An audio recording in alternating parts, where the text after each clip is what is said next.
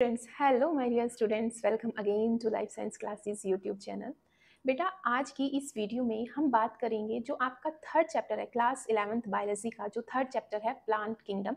जब आप उस चैप्टर को पढ़ने बैठते हो तो उसमें आपको स्पेशली प्लांट की लाइफ साइकिल से रिलेटेड काफ़ी सारे डाउट्स आते हैं। ठीक है, उनमें से एक सबसे जो मोस्ट कॉमन डाउट है वो है कि what is gametophyte, what is sporophyte और ऑल्टरनेशन ऑफ जनरेशन क्या होता है। ठीक है ना, बच्चों को समझ में नहीं आता, स्पेशली जब वो फर्स्ट टाइम इन चीज़ों को पढ़ रहे होते हैं तो उन्हें ये चीज़ें क्लियर नहीं होती हैं। ठीक है ना, हाँ, धीरे धीरे पढ़ते सभी सारी चीज़ें पॉसिबल हैं, बट शुरुआती फेज में बच्चों को नहीं समझ में आता कि गैमेटोफाइट क्या है, स्पोरोफाइट क्या है और ऑल्टरनेशन ऑफ जनरेशन क्या होता है। ठीक है ना, इस वीडियो में हम इन्हीं टॉपिक्स को क्लियर करने की कोशिश करूंगी। इस वीडियो में बेटा मैं इन्हीं टॉपिक्स को क्लियर करने की कोशिश करूंगी। आप लास्ट तक वीडियो को देखना, आपको सारी चीज़ें क्लियर हो जाएंगी। ठीक है, देखो, सबसे पहले हम शुरू करते हैं गैमेटोफाइट से। ठीक है ना, मैंने दो टर्मिनोलॉजी बोली, एक बोला मैंने गैमेटोफाइट और दूसरा बोला मैंने स्पोरोफाइट। देखो, बेसिकली ये बेटा कुछ नहीं है, आप ये सोचो कि मैंने बोला कि ये प्लांट के लाइफ साइकिल से रिलेटेड है। ठीक है ना,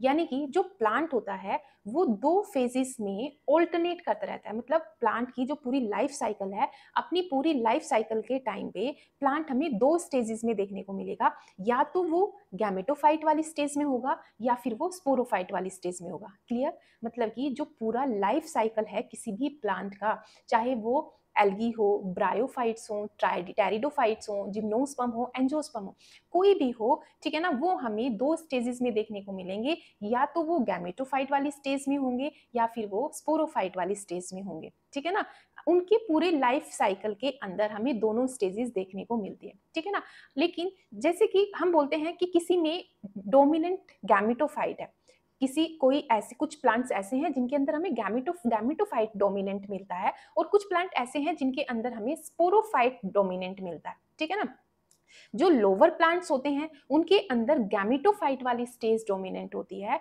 और जो हायर प्लांट्स होते हैं, मतलब जब हम लोअर प्लांट से यानी कि एल्गी से और एंजियोस्पर्म की तरफ चलते हैं, लोअर से हायर की तरफ चलते हैं, तो जो गैमेटोफाइट होता है वो रिड्यूस होता चला जाता है और स्पोरोफाइट डोमिनेंट होता चला जाता है। यानी कि ज्यादातर टाइम, अब डोमिनेंट से क्या मतलब है, मतलब कि जब हमें प्लांट मैक्सिमम टाइम जिस स्टेज में देखने को मिलता है वही डोमिनेंट स्टेज है। जैसे कि अगर मैं एल्गी की बात करती हूँ, ठीक है ना, जैसे कि हम अगर एल्गी की बात करते हैं तो एल्गी हमें पता है कि मोस्ट ऑफ द टाइम जो एल्गी होते हैं वो हमारे हैप्लोइड होते हैं। ठीक है ना, हैप्लोइड यानी कि गैमेटोफाइट स्टेज में होते हैं। Algae most of the time gametophyte वाली स्टेज में देखने को मिलते हैं। ठीक है, इसी तरीके से जब हम एल्गी से ब्रायोफाइट्स में जाते हैं, फिर टेरिडोफाइट, जिम्नोस्पर्म एंड एंजियोस्पर्म, तो जो गैमेटोफाइट है ये कम होता चला जाएगा और स्पोरोफाइट वाली कंडीशन स्टेज ज्यादा डोमिनेंट होती चली जाती है। और जैसे कि आप एंजियोस्पर्म को देखते हो, जैसे कि कोई मैंगो ट्री है, गुआवा ट्री है, ठीक है ना, ये आप अपने आसपास जितने भी फ्लावरिंग प्लांट देखते हो वो सभी बेटा आपको स्पोरोफाइट वाली स्टेज में ही देखने को मिलते हैं, क्योंकि यहाँ पर बहुत ही गैमेटोफाइट बहुत ही छोटी सी स्टेज होती है और पूरा टाइम जो है डोमिनेंट कंडीशन क्या है, स्पोरोफाइट ही है। ठीक है, अब यहाँ पर हम गैमेटोफाइट और स्पोरोफाइट को और आगे डिटेल में समझने की कोशिश करते हैं। सबसे पहले गैमेटोफाइट हैप्लोइड होते हैं। ठीक है ना, क्या बोला मैंने, गैमेटोफाइट क्या होते हैं बेटा, हैप्लोइड होते हैं। जब मैं स्पोरोफाइट की बात करती हूँ मतलब कि यहाँ पर जो सेल्स होंगी वो डिप्लॉइड होंगी। ठीक है, जब मैं हैप्लोइड की बात कर रही हूँ तो मतलब सेल्स कैसी हैं, यहाँ पर प्लांट की जो प्लांट बॉडी, मैंने बोला कि प्लांट बॉडी हैप्लोइड है, प्लांट बॉडी जो है वो गैमेटोफाइट स्टेज में है, यानी कि उसकी सभी सेल्स हैप्लोइड हैं।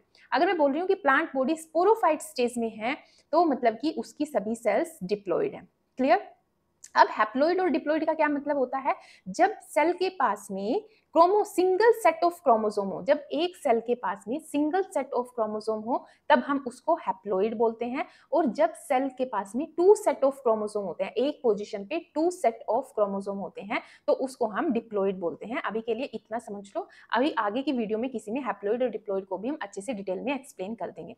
ठीक है, अब देखो बेटा, गैमेटोफाइट नाम से ही पता चल रहा है, इसको नाम से याद रखना, गैमेटोफाइट मतलब कि ये गैमीट्स फॉर्म करते हैं, ये गैमीट्स बनाते हैं। ठीक है ना, गैमेटोफाइट्स क्या करते हैं, गैमीट्स बनाते हैं। और जो स्पोरोफाइट्स होते हैं ये क्या बनाते हैं, ये स्पोर्स बनाते हैं। स्पोरोफाइट्स यानी कि जो स्पोर्स बनाए और गैमेटोफाइट जो गैमीट बनाए।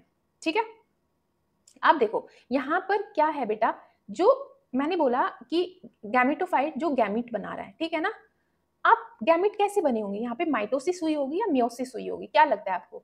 यहाँ पर सेल बॉडी क्या है, सेल की प्लोइडी क्या है, एन है, हैप्लोइड है। और गैमीट्स भी कैसे होते हैं, गैमीट्स भी हैप्लोइड होते हैं। यानी कि यहाँ पर क्या हुई होगी बेटा, यहाँ पर हुई होगी माइटोसिस, ठीक है ना। यहाँ पर माइटोसिस से गैमेटोफाइट से गैमीट बन गए, ठीक है ना। अब जब दो गैमीट्स फ्यूज होते हैं, एक और गैमीट होगा कोई, ठीक है ना। जब दोनों गैमेट्स फ्यूज होंगे तो क्या बनेगा, यहाँ पर बनेगा जाइगोट, ठीक है ना।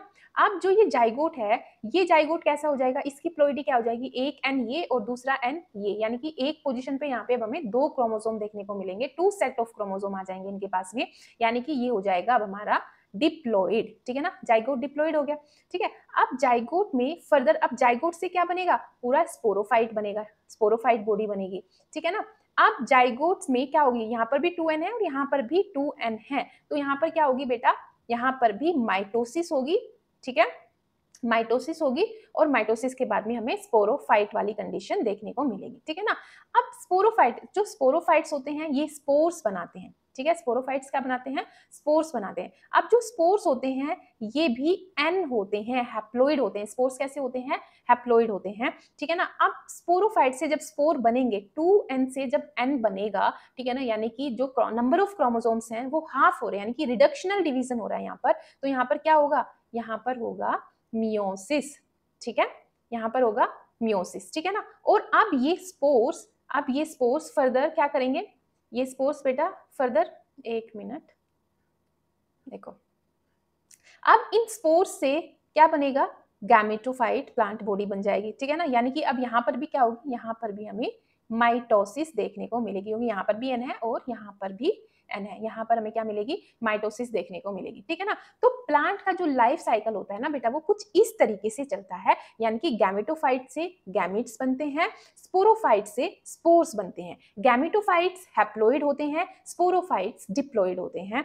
गैमेटोफाइट से जब गैमीट्स बनते हैं तो मतलब माइटोसिस होती है, और जब स्पोरोफाइट से स्पोर्स बनते हैं तो मियोसिस होती है, ठीक है। यहां तक बात क्लियर होगी। और फिर इस तरीके से जो ये साइकिल चल रहा है पूरा, इसी तरीके से साइकिल चलता रहता है, ठीक है ना। यानी कि हम देख रहे हैं जो प्लांट है वो एक बार गैमेटोफाइट वाली स्टेज में है और फिर वो स्पोरोफाइट वाली स्टेज में, यानी कि गैमेटोफाइट से स्पोरोफाइट में कन्वर्ट हो रहा है और स्पोरोफाइट से गैमेटोफाइट में वापस कन्वर्ट हो रहा है बेटा। इसी को ही हम बोलते हैं ऑल्टरनेशन ऑफ जनरेशन, ठीक है ना। मतलब कि किस तरीके से ये गैमेटोफाइट से स्पोरोफाइट में ऑल्टरनेट कर रहा है और स्पोरोफाइट से गैमेटोफाइट में ऑल्टरनेट कर रहा है, ठीक है ना। इसी को क्या बोलेंगे, ऑल्टरनेशन ऑफ, इसी को हम बोलेंगे ऑल्टरनेशन ऑफ जनरेशन। इसी को क्या बोलते हैं, ऑल्टरनेशन ऑफ जनरेशन बोलते हैं। देखो, अब जब गैमेटोफाइट वाली स्टेज काफी लंबे टाइम तक रहती हो, मतलब कि सपोज करो लाइफ साइकिल किस तरीके से हम बोल सकते हैं, मतलब कि अगर कोई प्लांट है, ठीक है ना, अगर कोई प्लांट है,